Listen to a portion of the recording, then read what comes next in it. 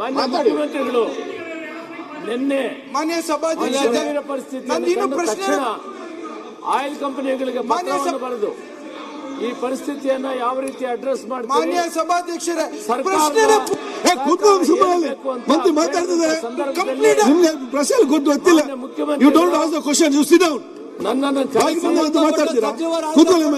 ತಕ್ಷಣ oil companies ಅನ್ನು ಕರೆದು ಮಾಡಿ ಅಡ್ರೆಸ್ ಮಾಡೋದು ಹೇಗೆ ಮಾಡ್ತಾರೆ ಅಂತ ಹೇಳ್ಬಿಟ್ಟು ಮೀಟಿಂಗ್ ಮಾಡಿ ಅಂತ ಹೇಳಿದ್ರು. ಮುಖ್ಯಮಂತ್ರಿಗಳ ಆದೇಶದ ಮೇಲೆ ಇದೆ, ಮೈಕ್ ಇದೆ. ನಾನು ತಕ್ಷಣ ಬೆಳಗ್ಗೆ 10 ಗಂಟೆಗೆ ಮೀಟಿಂಗ್ ಕರೆದು ನಮ್ಮ ಸೆಕ್ರೆಟರಿ ಕಮಿಷನರ್ ಜೊತೆಯಲ್ಲಿ ಡೀಟೈಲ್ ಆಗಿ ಡಿಸ್ಕಸ್ ಮಾಡಿದೆ. ಅವರು ಪರಿಸ್ಥಿತಿಯನ್ನ ಎಕ್ಸ್ಪ್ಲೈನ್ ಮಾಡಿದ್ರು. ಏನ್ ಮಾಡ್ಲಿಕ್ಕೆ ಸಾಧ್ಯ, 9 ದಿನ ಇವತ್ತುವರೆಗೂ ಏನು ಪ್ರಾಬ್ಲಮ್ ಆಗೋದಿಲ್ಲ, ನಾವು ಸಪ್ಲೈ ಮಾಡ್ತೀವಿ. ಆದರೆ ಇವತ್ತಿನ ಪರಿಸ್ಥಿತಿಯಲ್ಲಿ ನಾವು 20ರಿಂದ 30% ನಮ್ಮ ಸ್ವಂತ ಉತ್ಪಾದನೆ ಇದೆ, 70% ಹೊರದೇಶಗಳಿಂದ ಬರ್ತಾ ಇದೆ. ಇಸ್ರೇಲ್ ಮತ್ತು ಇರಾನ್ ಯುದ್ಧ ನಡೀತಾ ಇರೋದ್ರಿಂದ ಸುಮಾರು 10 ವೆಸಲ್ಸ್ ಅಂದ್ರೆ ಹಡಗುಗಳು ಆಯಿಲ್ ಅನ್ನು ತುಂಬಿಕೊಂಡಿರೋನ ಅಲ್ಲಿ ರದ್ದು ಮಾಡಿದ್ದಾರೆ, ಬಿಡ್ತಾ ಇಲ್ಲ. ಆ ಕಾರಣದಿಂದ ಈ ಆಯಿಲ್ ಅಲ್ಲಿ ಬರದೇ ಇದ್ರೂ ಕೂಡ ನಾವು ಕನಿಷ್ಠ ಒಂದು ಕುಟುಂಬಕ್ಕೆ 1 ಸಿಲಿಂಡರ್ನ 25ರಿಂದ 30 ದಿನ ಒಳಗಡೆ ಕೊಡ್ತೀವಿ. ಕಾನೂನಲ್ಲಿ ಏನಿದೆ ಅಂದ್ರೆ ಒಂದು ಸಿಲಿಂಡರು 14 kg ಇರ್ತದೆ. ಅದು 4ರಿಂದ 5 ಜನ ಇರುವಂತ ಕುಟುಂಬಕ್ಕೆ 1 ತಿಂಗಳು 15 ದಿನ ಉಪಯೋಗಿಸಬಹುದಂತೆ. ಅದಾದ್ರೂ ಕೂಡ 1 ಸಿಲಿಂಡರ್ ಅನ್ನ ಪ್ರತಿ ಕುಟುಂಬಕ್ಕೂ ಕೊಡ್ತೇವೆ ಅನ್ನೋದನ್ನ ಒಂದು ತೀರ್ಮಾನ ಆಗಿದೆ. ಬೆಳಗ್ಗೆ ಅದು ಮುಖ್ಯಮಂತ್ರಿಗಳು ತಿಳಿಸೋಣ ಅಂತ ಬರೋ ಒಳಗಡೆ ಇದು ಶೂನ್ಯ ವೇಳೆಯಲ್ಲಿ ಡಾಕ್ಟರ್ ರಂಗನಾಥ್ ಅವರು ಇದು ಶುರು ಮಾಡಿದ್ರು. ಸದನಕ್ಕೆ ಕೂಡ ತಿಳಿಸ್ತೀನಿ. ನಾನು ಇಷ್ಟೇ ಹೇಳ್ತೀನಿ, ಇಂಥ ಒಂದು ಗಂಭೀರವಂತಹ ಪರಿಸ್ಥಿತಿಯಲ್ಲಿ ರಾಷ್ಟ್ರದ ಹೋಟೆಲ್ ಬಗ್ಗೆ ಹೇಳ್ತೀನಪ್ಪ Gopal, what are you doing? ಹೇಳ್ತೀನಿ. ಹಾಸ್ಟೆಲ್ ಹೋಟೆಲ್ ಬಗ್ಗೆ ಕೇಳಿದ್ದೇವೆ ಸರ್, ಅವ್ರು ಕೊಡ್ತಾರೆ ಉತ್ತರ ವಹಿಸಿ, ಅವ್ರು ಉತ್ತರ ಕೊಡದಂತ ಹೇಳಿ. ಹಾಸ್ಟೆಲ್ ಬಗ್ಗೆ ಸಭಾಧ್ಯಕ್ಷ ನಿಮ್ಗೆ ಹೌಸ್ ಕಂಟ್ರೋಲ್ ಇಲ್ವಲ್ಲ? ನಿಮ್ಗೆ ಕಂಟ್ರೋಲ್ ಅಲ್ಲ,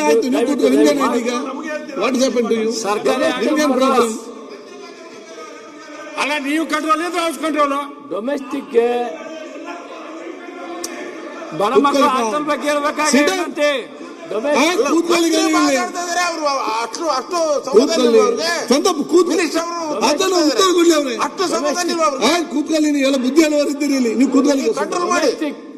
ಯಾರು ಆತಂಕ ಪಡಬೇಕಾಗಿಲ್ಲ.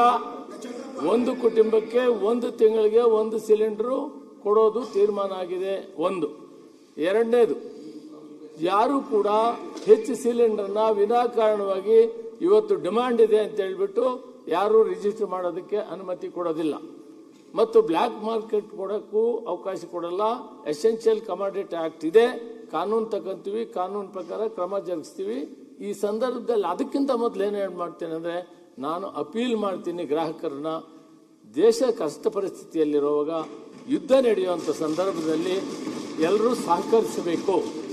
ಎರಡನೇದು, ಕಮರ್ಷಿಯಲ್ ಎಸೆನ್ಷಿಯಲ್ ಅವಶ್ಯಕತೆ ಇರೋದು ಎಲ್ಲಿದೆ, ಹಾಸ್ಪಿಟ್ಲ್ ಕೊಡಲೇಬೇಕು, ಶಾಲೆ ಹಾಸ್ಟೆಲ್ ಕೊಡಲೇಬೇಕು. ಹಾಸ್ಪಿಟ್ಲ್ಗೆ ಇಂಥದಕ್ಕೆ ವಿಶೇಷವಾಗಿ ಉತ್ಪಾದನೆ ಮಾಡುವಂಥ ವಸ್ತುಗಳು ಪದಾರ್ಥಗಳನ್ನು ಮಾಡುವಂಥ ಸಂದರ್ಭದಲ್ಲಿ ಅದಕ್ಕೆ ಸಿಲಿಂಡರ್, ಕಮರ್ಷಿಯಲ್ ಸಿಲಿಂಡರ್ ಕೊಡ್ತೀವಿ. ಒಟ್ಟಾರೆ ಹೋಟೆಲ್ಸ್ ಅವರು, Kalyana Mantapa ನಡೆಸೋರು, convention halls programmes ಮಾಡೋರು ಈ ಕಷ್ಟ ಸಂದರ್ಭದಲ್ಲಿ ಸಹಕರಿಸಬೇಕು. ಯಾಕಂದ್ರೆ ಮುಖ್ಯವಾಗಿ ನಾವು ಗ್ರಾಹಕರನ್ನ ನೋಡ್ಬೇಕಾಗ್ತದೆ. ಗ್ರಾಹಕರು ಕುಟುಂಬದಲ್ಲಿ ಅನುಕೂಲ ಮಾಡಿಕೊಡ್ಬೇಕಾಗಿದೆ. ಆದ್ರಿಂದ ಅದನ್ನ ಸಹಕರಿಸಬೇಕು.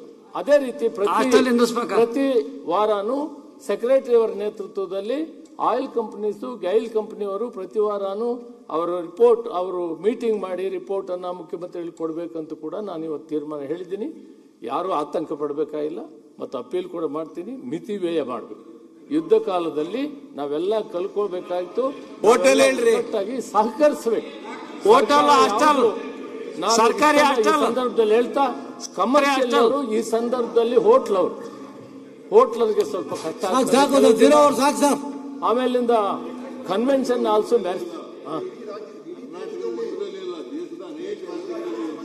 ಹೌದು, ಇದು ದೇಶದಲ್ಲಿ ಎಲ್ಲ ಆಗಿದೆ.